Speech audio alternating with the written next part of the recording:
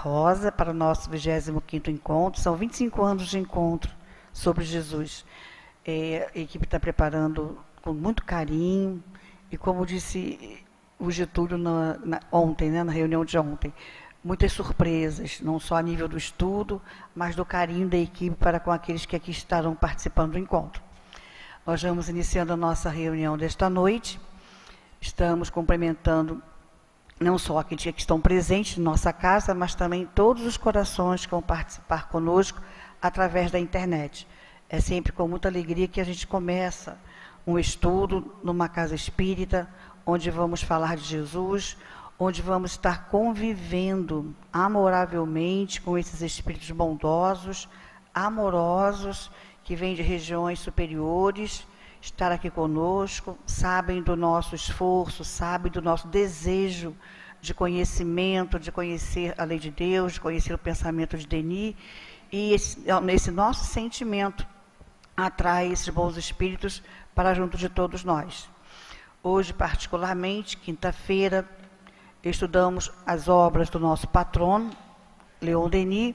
Especificamente hoje, vamos estar falando sobre o capítulo 40 do livro Depois da Morte e também o problema do ser e da dor, não é? Capítulo 22, que trata do tema livre-arbítrio e providência, que o nosso querido Marcelo vai estar conversando com todos nós. E durante os passos vamos ouvir o Evangelho, estudar o Evangelho com o nosso amigo Turíbio.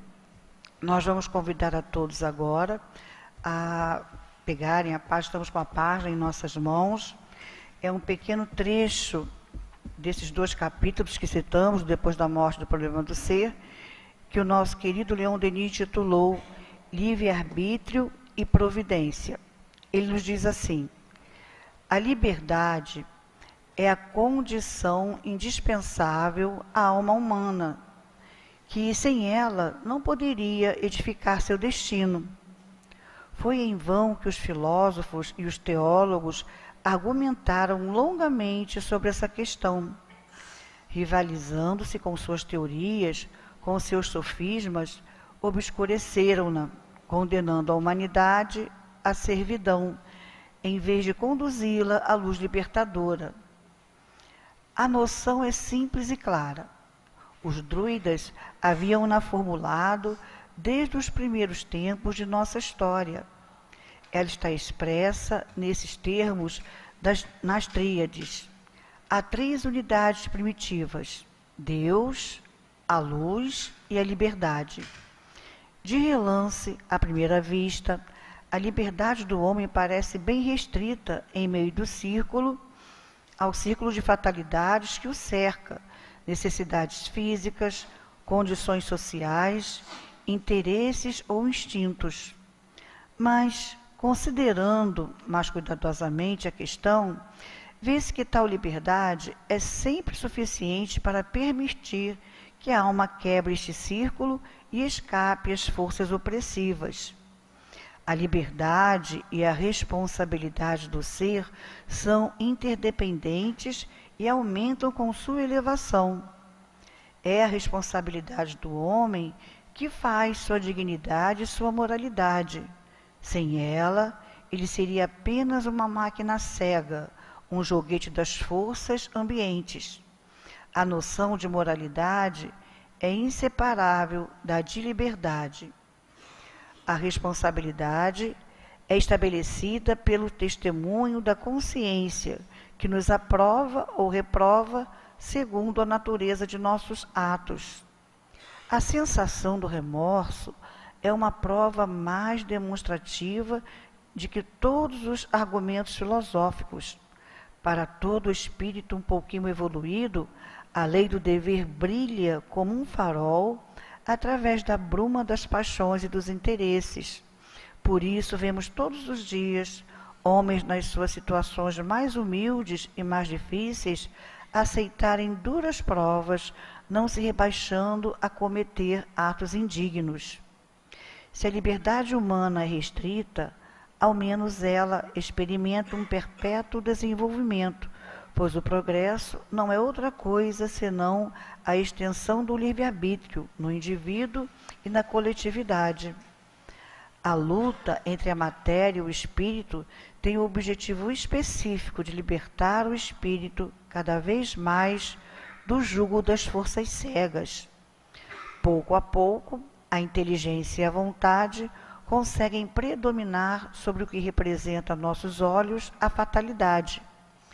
O livre-arbítrio é, pois, um desabrochar da personalidade e da consciência. Para ser livre, é preciso querer sê-lo e esforçar-se para tal, libertando-se das servidões e das baixas paixões, substituindo pelo império da razão ou das sensações e dos instintos. Isto só se pode obter por uma educação e um treinamento prolongado das faculdades humanas, liberação física pela limitação dos apetites, liberação intelectual pela conquista da verdade, liberação moral pela procura da virtude.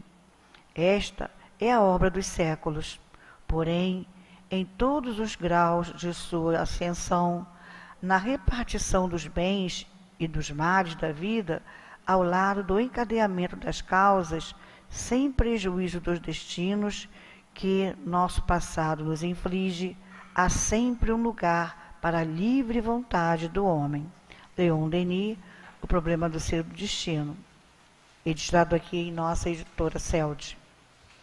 Então, sobre o envolvimento dessas palavras do nosso amorável Leon Denis, nós vamos fazer a nossa prece, que vai marcar o início dos nossos trabalhos na noite de hoje. Amado Jesus, é sempre com muita alegria que estamos sob o teto amigo que o teu amor permitiu fosse construído para as nossas realizações espirituais. Ilumina cada um de nós, Senhor. Fortalece, multiplica o nosso desejo de aprender as leis de amor que nos regem, de estarmos nesse convívio com a espiritualidade amiga que nos sustenta, que nos ampara. Enfim, o desejo de sermos melhores, o desejo do progresso, o desejo sincero de cada vez mais conhecermos a Deus, nosso Pai, que tanto nos ama.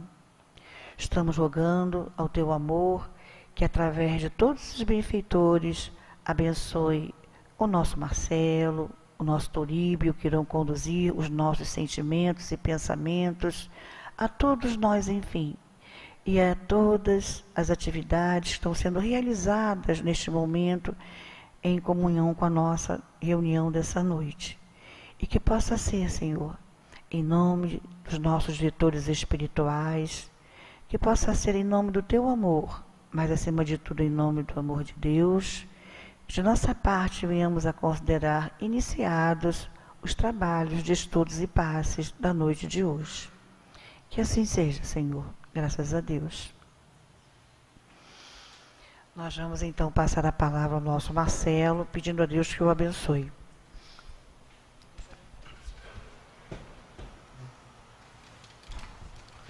Queridos amigos, que a paz de Deus possa encontrar no nosso coração e na nossa mente o campo adequado para que isso se estabeleça, que a gente possa tirar do estudo da noite de hoje uma boa oportunidade de mudança, que nós possamos nos empenhar para que, ao sairmos daqui, que possamos ter outra visão com relação à vida, que possamos nos sentir felizes por viver, que possamos agradecer verdadeiramente a Deus pelo dom da vida, pela dádiva de nos manter nesse patamar evolutivo que nos encontramos. Precisamos olhar dessa maneira, precisamos ter esperança, precisamos confiar, precisamos ter fé. Nunca foi tão exigido de nós o testemunho da fé. Não simplesmente acreditar que Deus nos provê. não simplesmente acreditar que Deus nos ofertará os recursos necessários para o nosso crescimento, mas, sobretudo, ter a certeza absoluta disso. E a gente precisa encher nosso coração dessa certeza, para que a gente possa acordar todo dia de manhã com todo o planejamento do dia, sabendo que iremos enfrentar inúmeros desafios, mas que nós não vamos desistir. Por isso a gente vem estudar na Casa Espírita. A gente vem estudar para poder encontrar uma razão pela vida. Entender o que é Deus, o que Ele representa para a gente, e entender que a nossa vida, ela é construção nossa. Aonde nós vamos querer chegar? Esse objetivo precisa ser trabalhado, para que a gente entenda a dinâmica da coisa, para que a gente saiba verdadeiramente que todos os percalços que nós atravessamos na atual conjuntura, eles servem para nos colocar fortes, experientes, avançando cada vez mais em prol do progresso, olhando para trás e tendo consciência de que se viveu como se pôde, mas que hoje, com o desenvolvimento da nossa liberdade, nós podemos ser melhores. Já paramos para pensar nisso? Já paramos para pensar se somos livres ou não? Que liberdade a gente pensa que tem, muitas vezes, não é? Para agir do jeito que quer agir. Leon Denis, nesse estudo da noite de hoje, que fala de livre-arbítrio e providência, vai fazer com que a gente pense dessa potência que nós temos, que é ser livres, e a ação de Deus na nossa vida. Porque Ele conhece tudo, Ele sabe tudo, Ele nos observa, não é?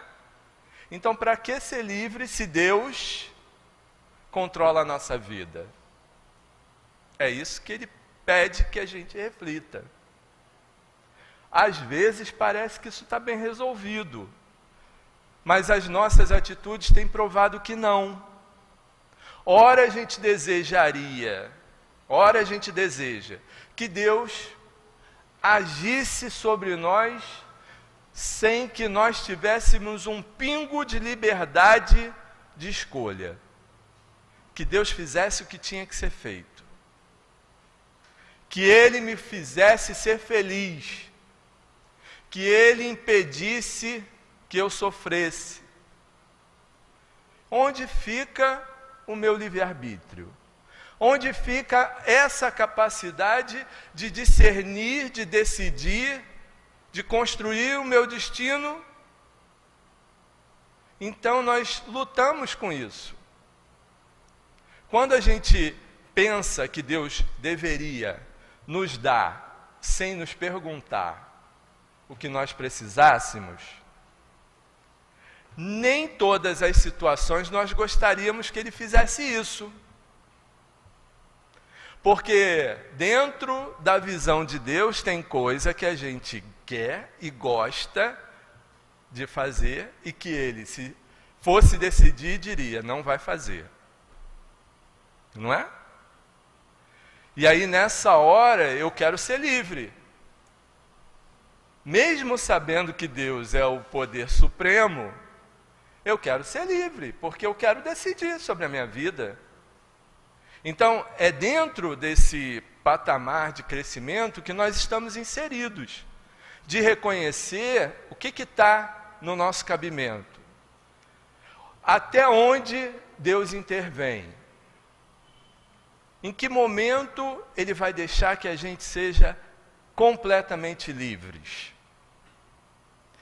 Aí eu fui lá no Livro dos Espíritos, na questão 843, que fala do livre-arbítrio, e Kardec pergunta assim aos espíritos: o homem tem o livre-arbítrio de seus atos? Ou seja, o homem tem a liberdade de seus atos?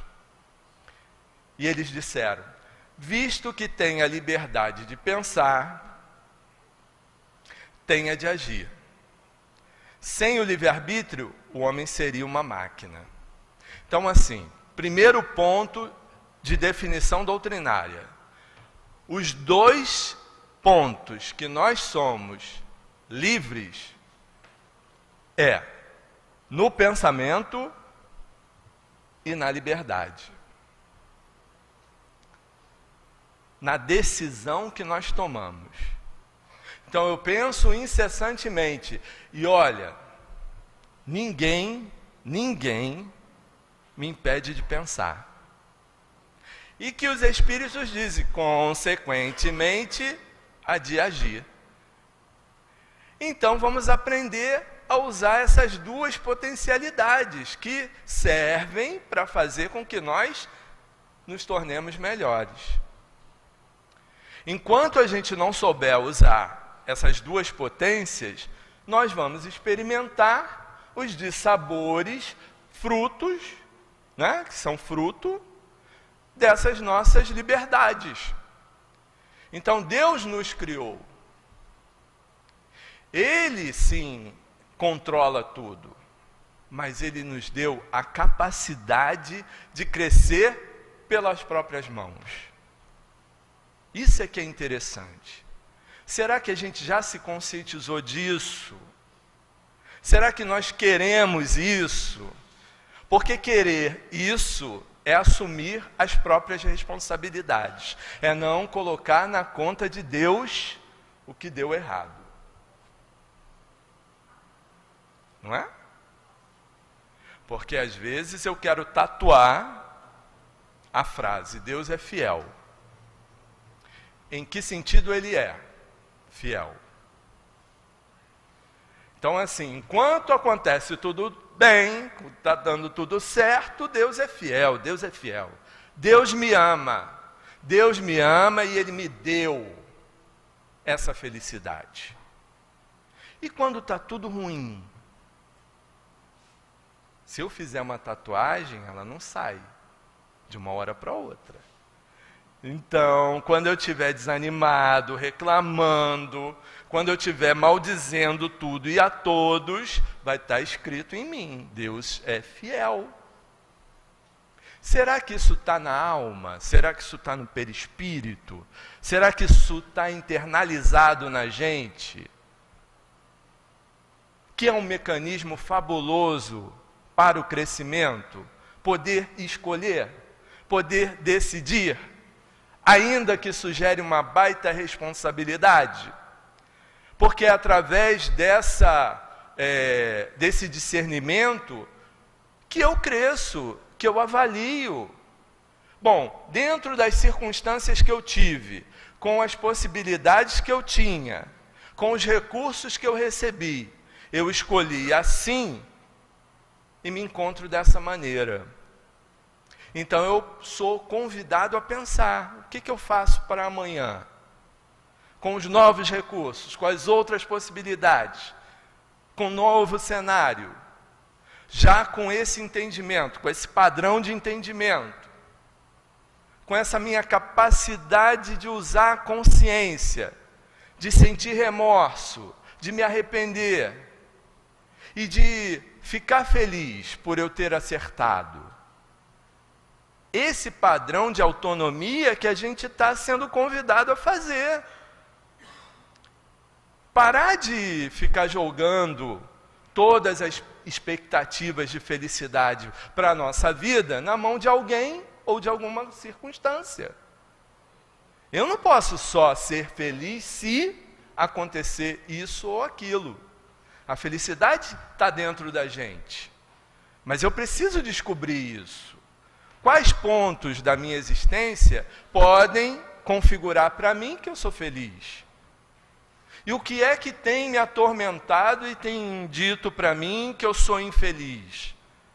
Eu preciso raciocinar dentro desse patamar. Eu cresci para isso. nós desenvolvemos o nosso senso moral para isso, para que a gente utilize o poder de pensar livremente, gerando consequências, gerando responsabilidades, mas só assim a gente consegue chegar ao ponto adequado, não é? De não ter mais dúvida do que pensar, do que fazer.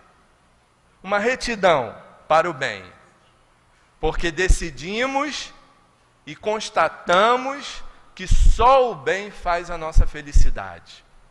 Por enquanto a gente, não é, penetra em regiões achando que vai ser feliz, mas que na verdade está nutrindo o quê? Uma baita infelicidade. Porque por interesse pessoal, a despeito do sofrimento alheio, muitas vezes eu quero para me fazer feliz. Então, o que a gente chega à conclusão? Que aquilo que a gente pensa que é livre, na verdade nós somos presos. Porque quando eu digo assim, eu sou livre para agir do jeito que eu bem entender, não me importa quem vai sofrer com a minha atitude. Então, nesse momento, eu acho que eu sou livre, mas, na verdade, eu estou me aprisionando com as responsabilidades geradas com essas decisões. Quando é que eu realmente sou livre? Quando eu tenho essa consciência de que não posso ser feliz impedindo a felicidade alheia, que muitas vezes eu vou precisar abrir mão de alguns prazeres e desejos em prol do meu semelhante, para que eu seja livre. Então, quanto menos ódio, mágoa, rancor, quanto menos sentimentos baixos, né, eu tiver, mais livre eu vou ser do ponto de vista do espírito imortal, que está caminhando para crescer, que reconhece a sua natureza, que entende o processo, que considera Deus como sendo o Criador, e que estipula para cada um de nós um objetivo de vida, e que com a doutrina espírita eu estou conseguindo desvendar todos os enigmas, retirar todos os nós, não é?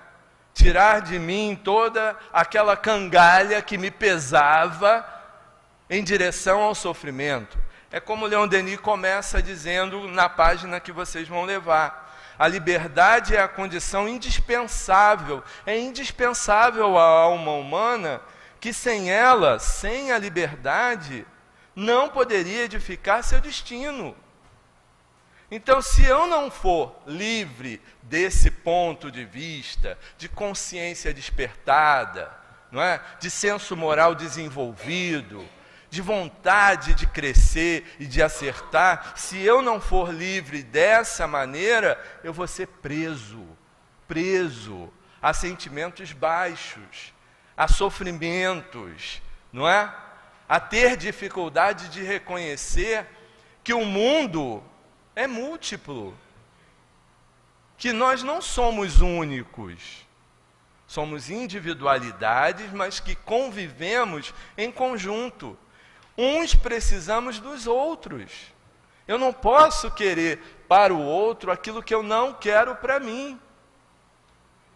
A medida é essa. Se eu quero para mim, eu tenho que desejar para o outro. Como eu não quero infelicidade, jamais eu vou querer que o outro seja infeliz. No momento, nós nos encontramos presos nessas dificuldades. Às vezes eu quero a infelicidade do outro, mas eu quero a minha felicidade. Às vezes eu acho que a minha felicidade é causando a infelicidade no outro. Não é? Quantos casos a gente vê de pessoas que não decidem não viver mais juntos, não é? De forma sentimental, e o outro não aceita e vai lá e mata. Por quê? Se você não vai fazer a minha felicidade, não faz a de mais ninguém. Eu sou livre? Nessa hora eu estou usando essa minha potência, que é divina? Foi para isso que Deus nos colocou assim? Para que nós decidíssemos por sermos livres, não é? Quem vive, quem morre? Claro que não. Nós precisamos construir o patamar que a alma tem necessidade. E a necessidade que a gente tem é de ser livre desse ponto de vista. E ele vem dizendo que foi em vão que os filósofos e teólogos que tentaram argumentar longamente sobre essa questão e criaram muitas vezes uma culpa enorme, dizendo que, colocando, né, nas suas teorias, de que usar o livre-arbítrio seria pecaminoso. O que deveria ser? Efeito manada, vai fazer o que os outros fazem. Deus decide tudo, não é? Então você tem que aceitar o que Deus decidir para você. Só que o entendimento sobre Deus era conturbado. Se colocava ali como divino as ideias próprias, não é? Então, em nome de Deus, você vai ser sacrificado porque você pecou. E se você pecou, você não tem mais chance de mudar. Isso é livre-arbítrio ou é aprisionar? Então, quando se descobre que é espírito imortal, que tem toda a vida pela frente, que Deus nos dá as possibilidades, tantas quantas forem necessárias, para que a gente construa um futuro de felicidade, e que nós vamos ter todas as chances possíveis. Isso vai dando uma calma no coração, e a gente vai entendendo que o processo está se firmando. Se hoje eu me incomodo com determinadas situações ruins da vida, é porque eu cresci, eu saí desse patamar de dor, de sofrimento. Eu quero ser feliz, eu quero ser bom, eu quero acertar, eu não quero mais o sangue de ninguém, eu não quero mais o sofrimento de ninguém. Então eu desejo algo melhor para a minha vida, considerando que todos nós precisamos uns dos outros. E aí ele segue dizendo assim, que esses filósofos e teólogos, rivalizando-se com suas teorias, com seus sofismas, obscureceram-na, condenando a humanidade à servidão, em vez de conduzi-la à luz libertadora. A noção é simples e clara. A liberdade e a responsabilidade do ser são interdependentes e aumentam com sua elevação. Então, a liberdade, ela não pode ser exercida se eu vou gerar sofrimento no meu semelhante. Somos livres, mas somos interdependentes, nós nos comunicamos, interagimos, o que eu faço repercute no outro e vice-versa. Então a gente precisa ter um padrão de ação que seja favorável para todos. Todas as oportunidades que a vida está dando para a gente, a vida atual, organizada, de sociedade, todos esses exemplos, negativos ou não, mas principalmente os negativos, estão servindo para que a gente abra os nossos olhos, destape os nossos ouvidos e as nossas máscaras da hipocrisia caiam, que nós nos enxerguemos de fato seres humanos, espíritos imortais, filhos, criaturas do mesmo Criador. Nossas diferenças são circunstanciais e momentâneas. Todos estão caminhando para o mesmo ponto. Existem momentos diferenciados. Se hoje eu enxergo, não é, essa minha necessidade de me transformar, de ser melhor, de contribuir, de ter educação, alguém convivendo comigo no mesmo cenário, ainda imaturo, incipiente, não enxergou, não despertou, não sofreu suficientemente para poder pensar como a gente pensa?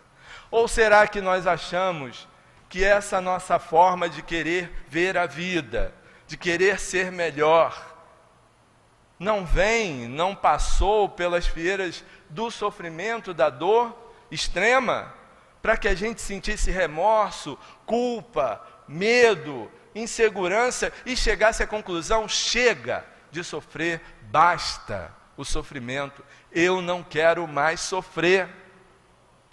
Eu vou sofrer por circunstâncias que são pertinentes ao padrão evolutivo que nos encontramos, o planeta, pelas condições materiais que ele oferece, sim, mas eu deliberadamente querer o sofrimento, não quero mais. Nós somos assim. Ainda não nos ajustamos muito bem com essa nova possibilidade de vida. Estamos nos ajustando, não é? Estamos olhando, ou pelo menos considerando olhar o sofrimento com outros olhos, sem penalidade, sem castigos, não é? Mas sim como oportunidade de ressarcir passado e de aprender para o futuro, de tirar o melhor de qualquer circunstância, de olhar para o lado e poder raciocinar, discernir sobre as situações. Quando nós nos dizemos cristãos, somos precisos testemunhar, é preciso testemunhar. Não temos mais hoje arenas com leões a nos devorar porque somos cristãos. Mas as circunstâncias da vida precisam fazer com que a gente prove a todo instante que eu quero, sim, imitar a Jesus. Eu quero seguir o Mestre. Aliás, Ele é o meu modelo. É quem eu quero seguir. Então eu tenho que perdoar, sim. Eu tenho que tirar a mágoa de mim. Eu preciso parar de ficar julgando, condenando as criaturas.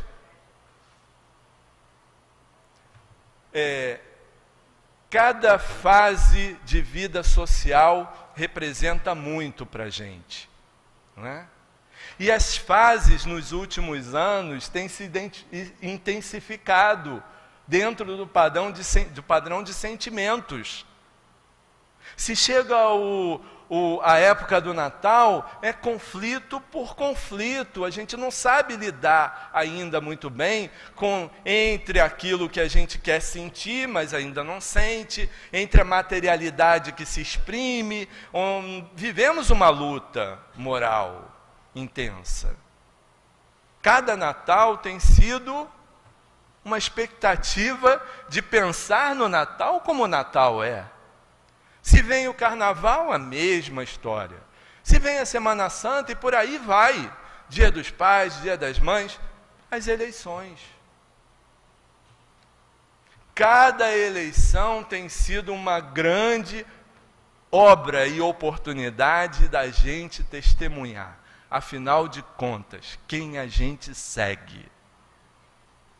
Porque se eu sigo a Jesus, eu não posso querer combater a violência com violência.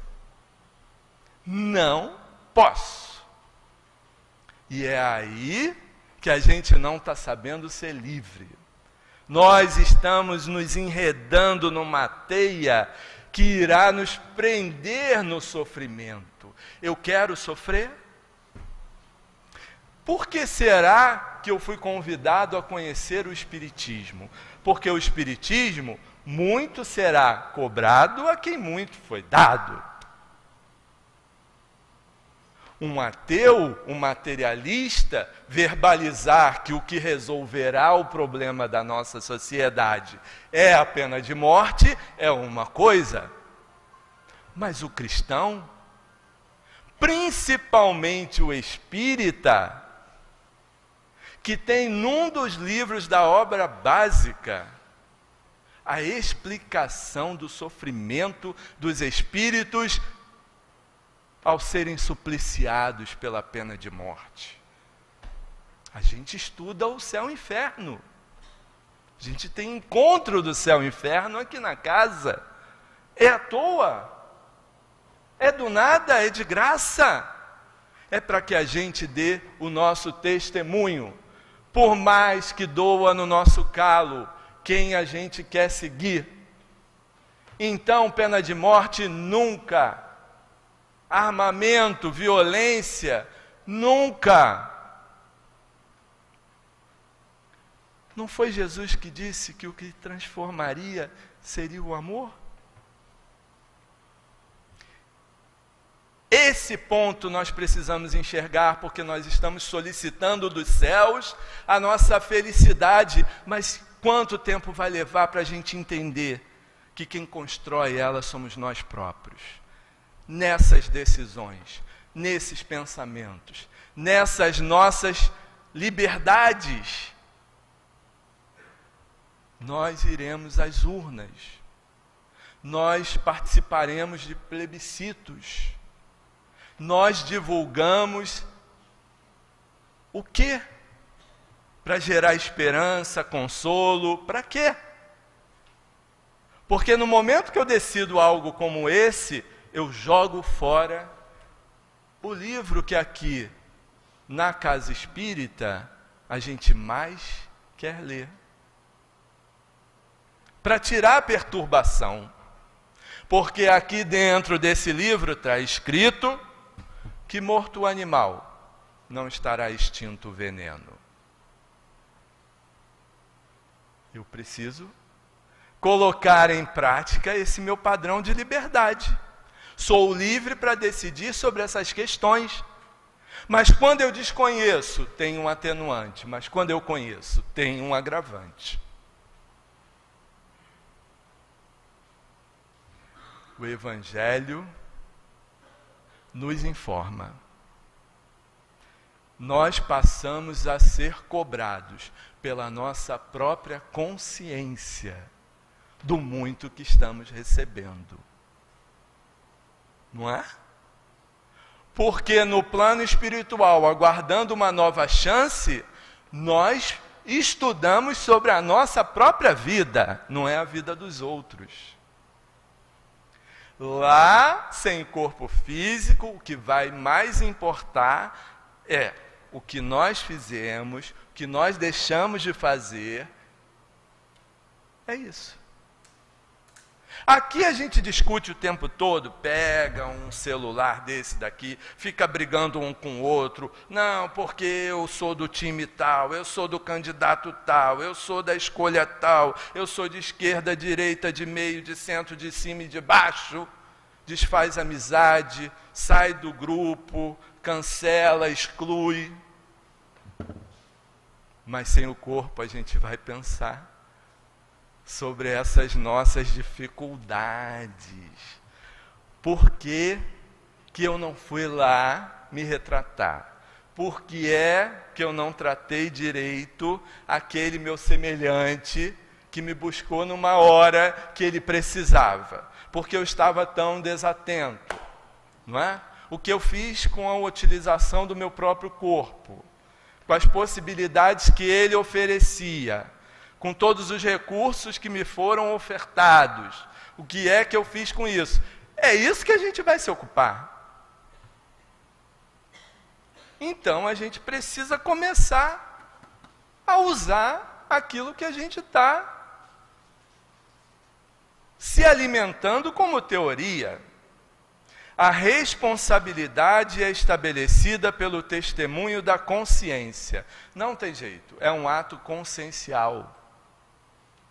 Não é assim com o filho? A gente passa a vida inteira dizendo, não faz isso que vai dar errado, não faz isso que vai dar errado, não faz isso. Só quando ele cresce e que observa o resultado do erro, é que ele vai dar razão. Minha mãe tinha razão, meu pai estava certo. Então, pelo que parece, a gente não é mais criancinha espiritual, a gente cresceu. Não é? A gente anda defendendo Jesus por aí. A gente anda divulgando que existe vida após a morte. Nós somos os que adoramos contar para as pessoas que estudamos no centro espírita sobre reencarnação. Dizemos aos outros que sofrem, isso é passageiro. Tenha paciência, calma, seja tolerante. Eu não posso dizer para o outro e não usar. Não é? Então, muito será dado a quem muito recebeu. Essa responsabilidade da consciência está com a gente. Mas eu não quero que ela se estabeleça. Não tem como.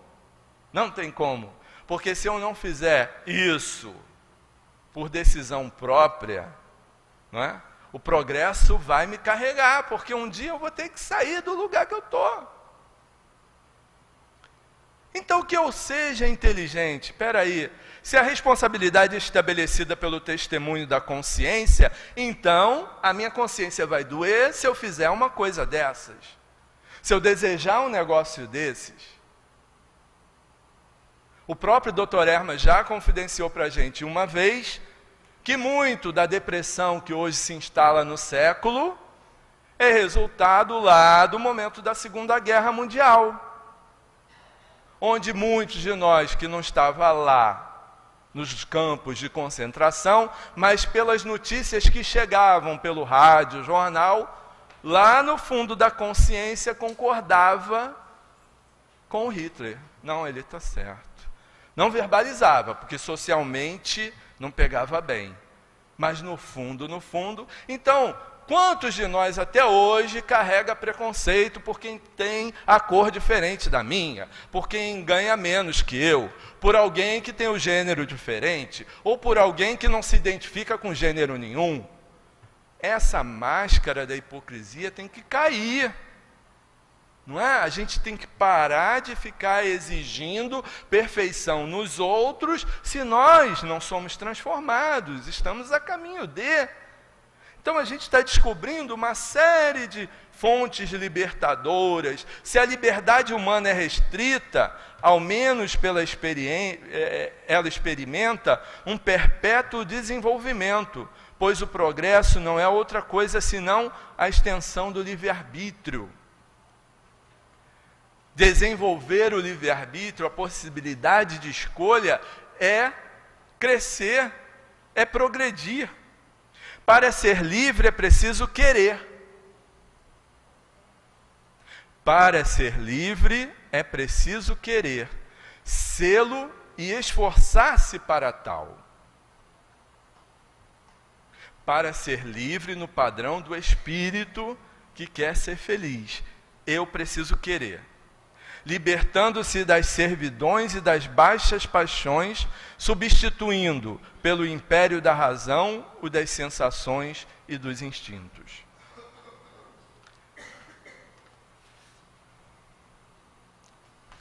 Olha que interessante que Leon Denis fala aqui para a gente. O livre-arbítrio, a livre vontade do espírito se exercem, sobretudo, na hora das reencarnações. E, curiosamente, a gente está reclamando da reencarnação. Da família que tem, onde mora, do corpo que tem, das pessoas que circulam a gente, da profissão que tem. E ele diz, olha, o livre-arbítrio, a livre vontade do espírito se exercem, sobretudo, na hora das reencarnações, escolhendo tal família, tal meio social, sabe de antemão quais são as provas que o esperam. Aí a gente chega aqui e se revolta. Eu não posso supor que eu tenha escolhido isso, que eu sabia de antemão isso, que eu ia ter que enfrentar essas dores, essas dificuldades. Pois é, mas nós não somos mais espíritos lá dos mundos inferiores, primitivos, que o livre-arbítrio é curtinho, pequenininho, que tem que ter, a exemplo dos animais, alguém dirigindo. Faz isso, agora faz aquilo, escolhe isso, escolhe aquilo. prova e expiação, onde a gente já está preparado para ser testado. Vamos lá, o que deu errado da última vez? Agora me testa, eu quero aprender. É esse padrão da Terra. Como é que é? Eu endividei, como é que eu faço para pagar agora? Não é mais primitivo. Primitivo come carne humana, está lá, quase que como um animal. Nós escrevemos livros, não é? Nós criamos uma tecnologia maravilhosa, nós somos religiosos, instituímos inúmeras religiões, nós estamos, olha, num padrão evolutivo já a caminho da onde? Da regeneração. Então a gente está sofrendo porque o progresso está dizendo assim, larga isso. Larga, abre mão, deixa para lá, isso não te pertence mais. O que você tem que pegar? Olha, o que está à frente. O que está à frente é aprender a conviver em sociedade. É amar aqueles que não te amam, não é? É perdoar aqueles que são seus inimigos. É isso. Padrão de mundo regenerado é isso. Não é? Não tem mais olho por olho, dente por dente. A gente considera uma lei de misericórdia. Nós estamos na causa e no efeito, mas sob o jugo da lei de misericórdia. Não é? Então faz diferença para a gente. Então escolhemos tal família, meio social, sabemos de antemão quais são as provas que nos esperam, mas compreendemos igualmente a necessidade dessas provas para desenvolver suas qualidades, atenuar seus defeitos, despojá-lo de seus preconceitos, de seus vícios. Então a gente, antes de reencarnar, entende tudo isso. Olha, o filho difícil vai ser para poder, né? Porque assim, existe uma propensão a ele ser difícil. Ele também não saiu lá do plano espiritual com o intuito assim, ó, agora você vai ser difícil para criar situação ruim para os seus pais. Não é isso não. É porque Deus nos conhece, sabe do que a gente é capaz, então encaixa um com o outro, através das leis. As leis estabelecem isso. E a gente toma ciência disso antes de voltar. Seria injusto com a gente cobrar responsabilidade de uma coisa que não foi informada antes? Não pode, não é? Então chegamos à conclusão que isso é verdade. Isso aqui é verdade. E olha que interessante, o problema do livre-arbítrio tem, dizíamos, uma grande importância sob o ponto de vista jurídico. Olha que legal. Mesmo levando em consideração o direito de repressão e de preservação social, é muito difícil precisar, em todos os casos que dependem dos tribunais, a extensão das responsabilidades individuais. Por mais que as leis humanas se apurem, ela é ineficiente em julgar isso. Os magistrados, eles têm o quê? Recolher as provas, tudo, para poder julgar. Mas se julga o coração de alguém, se julga as possibilidades que o outro tem, se considera que todo mundo vai se transformar, que todo mundo tem jeito, se considera. Aí ele diz assim, olha, muitas vezes o mal, o culpado, é em realidade apenas um espírito jovem e ignorante,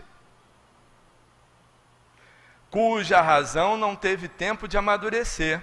O crime, disse Dúclos, é sempre resultado de um falso julgamento. É por isso que as penalidades infligidas deveriam ser estabelecidas de modo a constranger o condenado à introspecção. Ah, isso é lindo! Eu vou votar em Leon Denis. A instruir-se, esclarecer-se, emendar-se. A sociedade deve corrigir sem paixão, sem ódio, senão ela própria se torna culpada. Ai!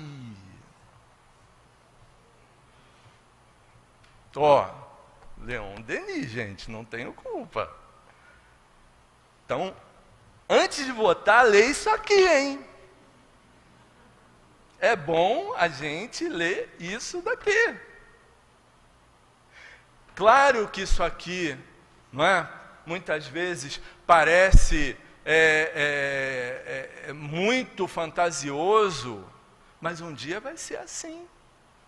Um dia a condenação para o camarada que cometeu um delito grave vai ser a restauração, vai ser pensar no que fez, vai ser ter meios de se recuperar, porque todo mundo pode se recuperar. Eu não posso, de maneira nenhuma, se eu coloco medalhinha no meu peito, se eu uso crachá, se eu boto plástico no meu carro, se eu tatuo na minha pele que eu sou cristão, abrir a boca para dizer que não tem jeito. E pior, que bandido bom é bandido morto.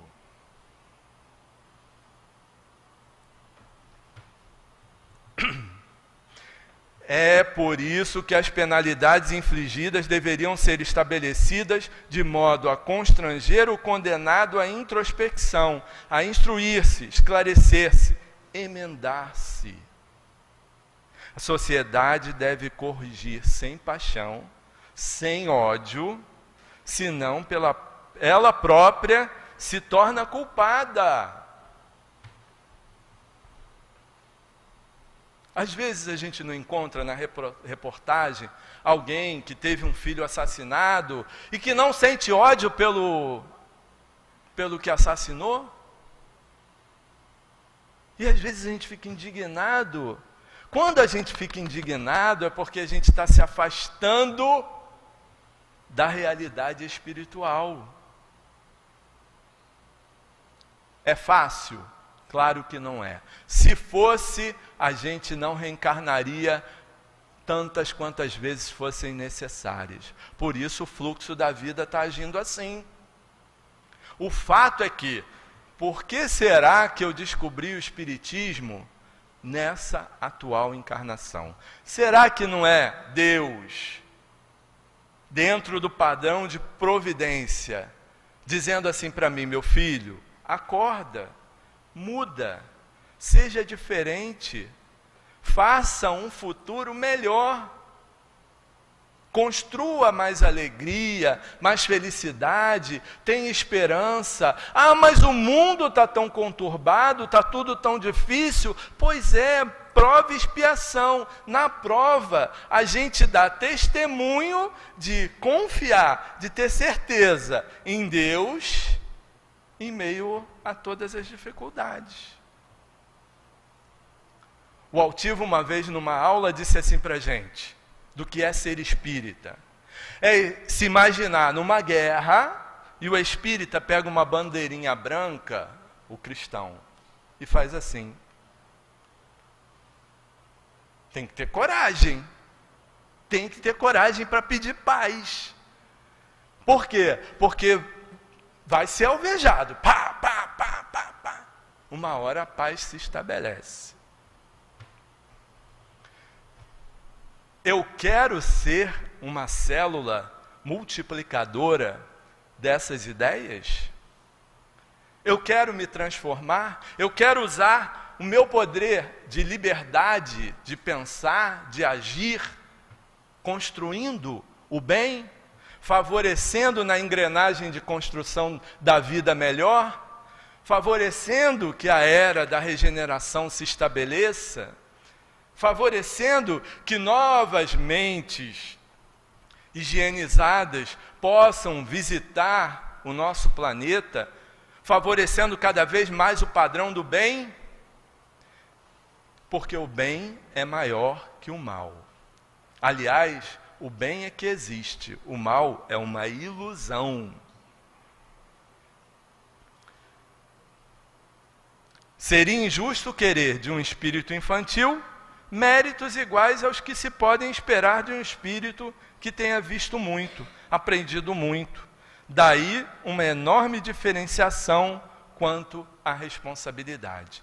Então vamos olhar aqueles que estão cometendo os maiores agravos como essas almas infantis, pueris, que ainda não descobriram Jesus no seu coração.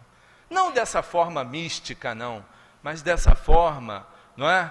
Viva, favorecendo que o amor se estabeleça e que nós possamos vibrar positivamente para que o bem consiga espaço. Que nós sejamos os primeiros a neutralizar a passagem do mal, impedir que esse mal se propague. Olha a oportunidade que a gente está tendo. E o que é que a gente está vendo? Brigas, inconformações, dissensões, pessoas que não falam mais umas com as outras. Mesmo com os laços consanguíneos, os grupos familiares no aplicativo de mensagens lá, virando um verdadeiro inferno. E o pior, gente, grupo dos companheiros espíritas. Nós precisamos parar isso. Por quê? Porque toda sexta-feira a gente vem aqui para o centro, senta lá na nossa cadeirinha e oferece o corpo para um espírito dito obsessor incorporar na gente e ver se ele melhora, se ele muda. Eu tenho que mudar também. Eu tenho que mudar. Eu não posso só convencer o companheiro. Meu amigo, perdoa, seja tolerante. A vida não é isso que você está achando. Estou falando só para o outro? Não pode. Não pode. Não pode. A gente precisa provar que está a fim de se transformar.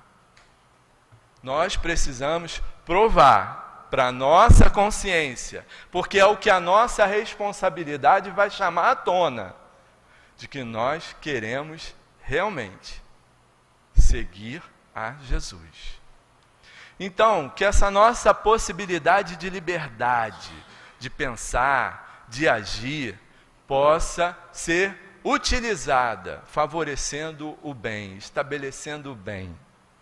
O primeiro uso que o homem faria de uma liberdade absoluta, não é a liberdade falsa que a gente acha ter muitas vezes, seria o de afastar de si todas as causas de sofrimento e de assegurar para si, desde aqui na terra, uma vida de felicidades.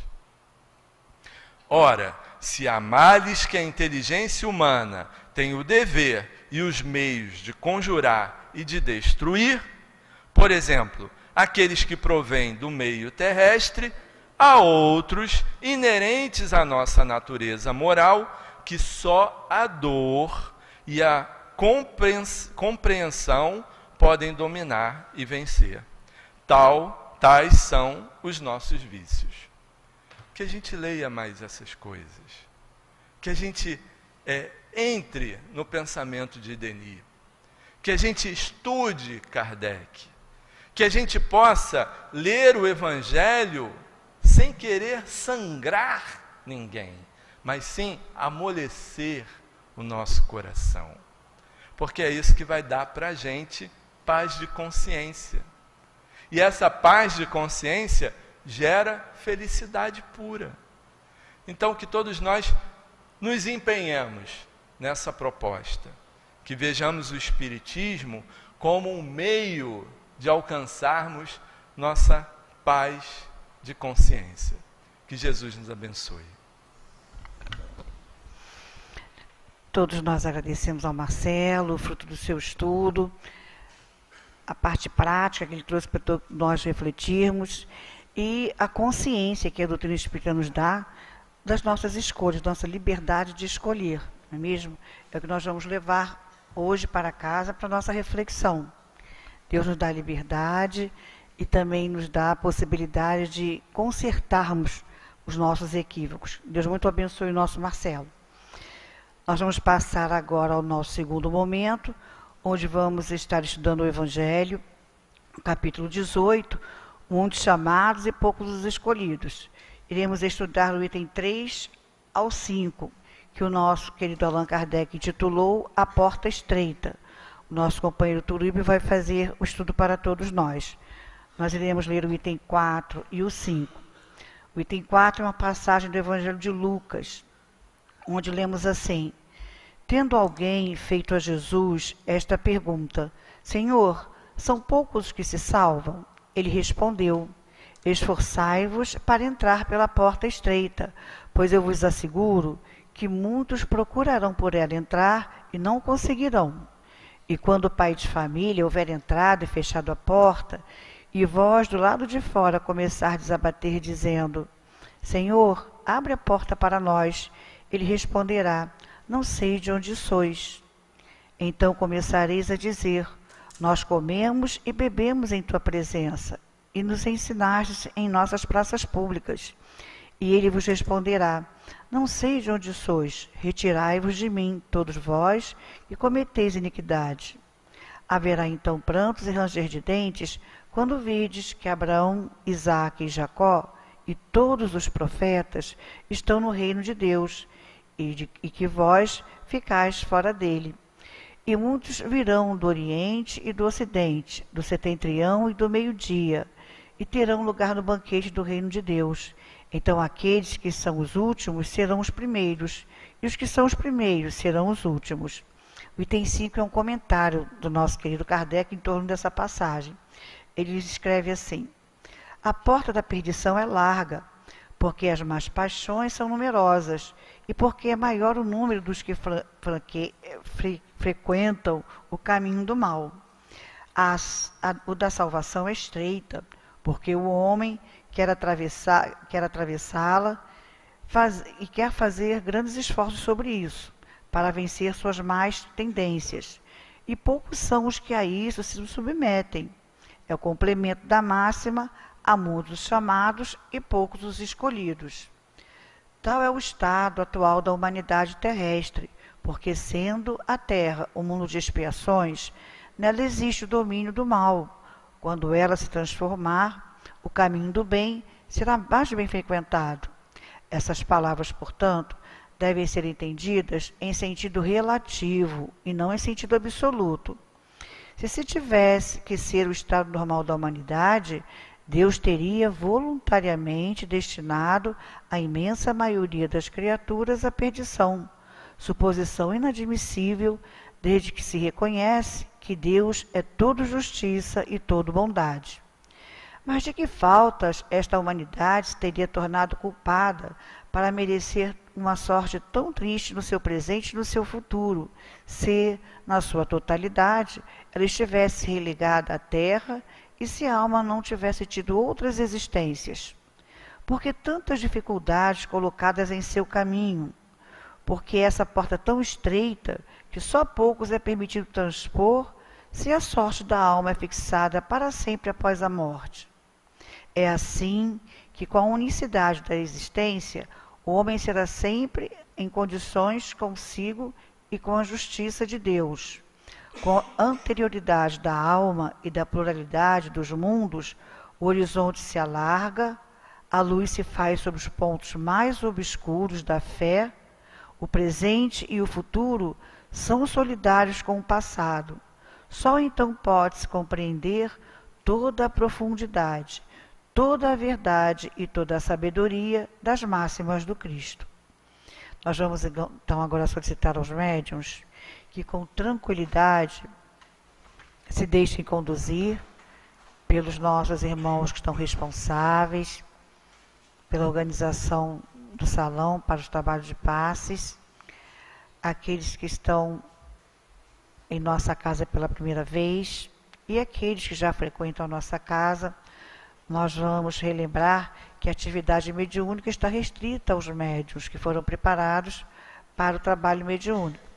Cada um de nós que vamos receber o passe, caso venhamos a perceber a nossa sensibilidade um pouco mais ostensiva, nós vamos abrir os nossos olhos e acompanhar o comentário do passes para que evitemos qualquer comunicação que viria a trazer um pouco de dificuldade ao nosso trabalho.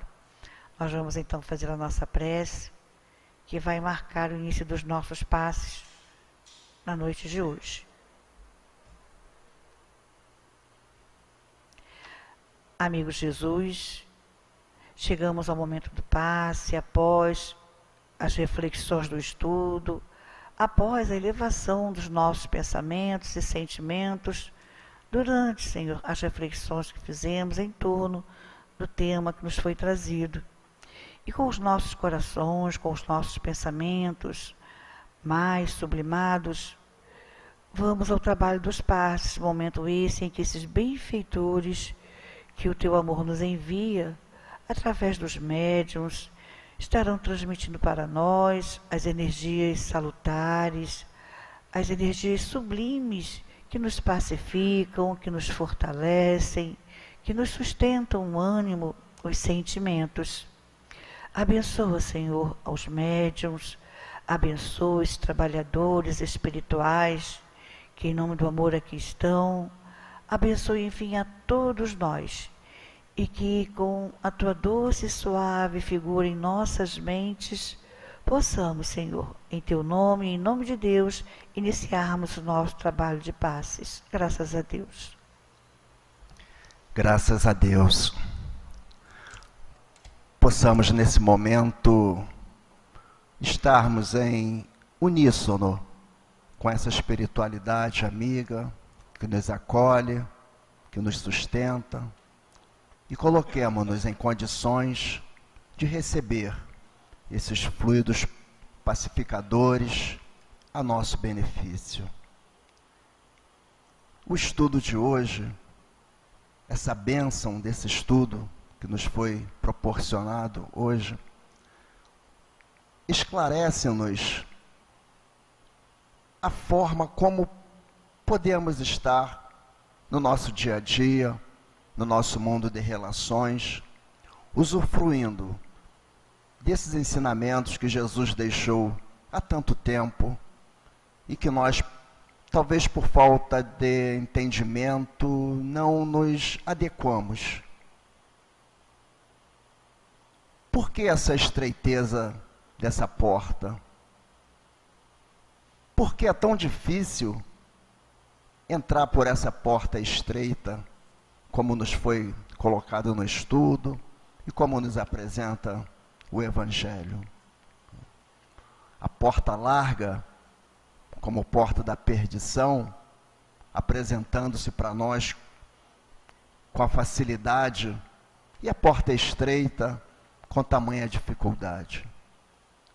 O estudo de hoje vem ao encontro dessa nossa necessidade de compreensão, quando nós nos colocamos a dificuldade de superarmos as nossas próprias paixões, os nossos próprios vícios, a nossa própria resistência de atendimento a essa lei maior do Pai que está em nossa consciência. Pois todas as vezes que nós nos afastamos dessa lei maior, a nossa consciência é como se nos desse um sinal.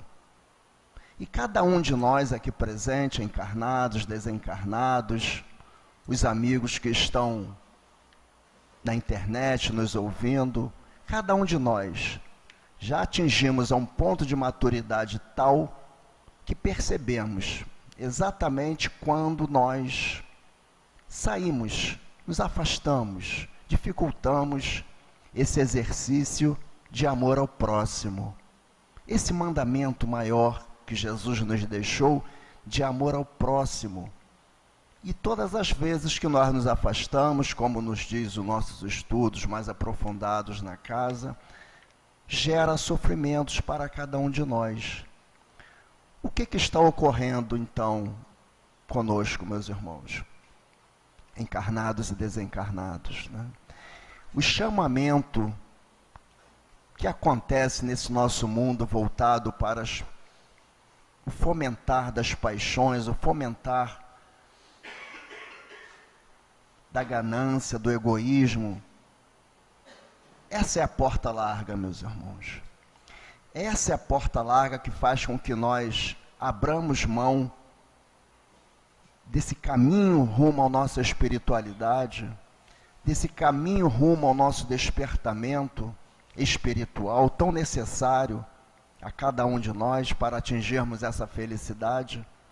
E todas as vezes que nós nos deixamos levar por esse arrastamento materializado, esse arrastamento apaixonante em que a nossa sociedade nos envolve, todas as vezes que nós assim agimos, nós estamos atuando de uma forma contrária a essa lei divina que encontra dentro da nossa consciência.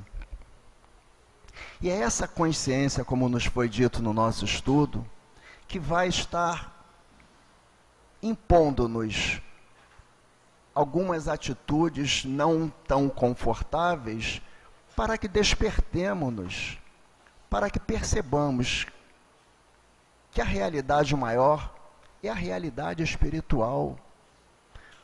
Pois não há nenhum de nós aqui que em sã consciência possamos afirmar que a vida é tão somente o nosso corpo físico. Hoje, o grau de conhecimento que a própria ciência nos traz e demonstra, prova claramente que o nosso corpo físico, em 8 anos, já é outro.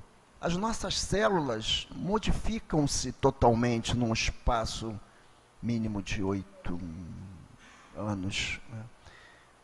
E, no entanto, nós continuamos sendo nós, a nossa personalidade, a nossa imagem, a nossa querência, somos nós. É esse nós é que a doutrina espírita vem nos fazer refletir, que Jesus já nos trouxe esse ensinamento há tanto tempo, mas que nós nos deixamos, na maioria, levarmos por esse arrastamento materializado. A grande oportunidade que a casa está nos oferecendo, né, para nós encarnados, desencarnados, é esse despertamento, né, através dos estudos, através do encontro do próximo domingo, enfim, uma grande oportunidade que nos está sendo oferecida. E nós damos graças a Deus. Né? Graças a Deus. E assim, amado Jesus, os nossos corações se elevam até o Teu, para o nosso profundo agradecimento por tudo que esta noite recebemos. Os estudos, as reflexões, o passe, o abraço amigo dessa espiritualidade superior que tanto nos sustenta, que tanto nos ampara. Que o sol do Teu amor, Senhor, que essa luz profunda, dourada, ilumine todos os nossos corações, para que possamos prosseguir na certeza de que somos livres para as nossas escolhas e que, Senhor, dos nossos equívocos, dos nossos enganos, temos o amor de Deus a nos proporcionar as possibilidades do reajuste amorosamente, conforme cada um de nós assim o suporte. Que possamos retornar aos nossos lares, envolvidos nessa paz, nessa luz, com a plena certeza do Teu amparo do amor de Deus. Que possamos deixar aqui os nossos pensamentos, as nossas doces vibrações de gratidão, também a iluminar as paredes espirituais desta casa, que é o nosso abrigo, que é o nosso amparo, que é o nosso sustento.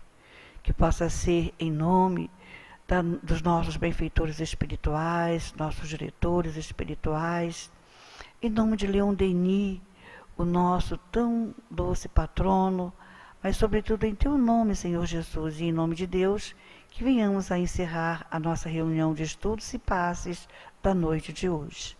Que assim seja, Senhor, graças a Deus. Que possamos estar em paz em nossos lares, e no dia 23 estaremos aqui estudando o encontro sobre Jesus, sobre as aflições. Que Deus nos abençoe.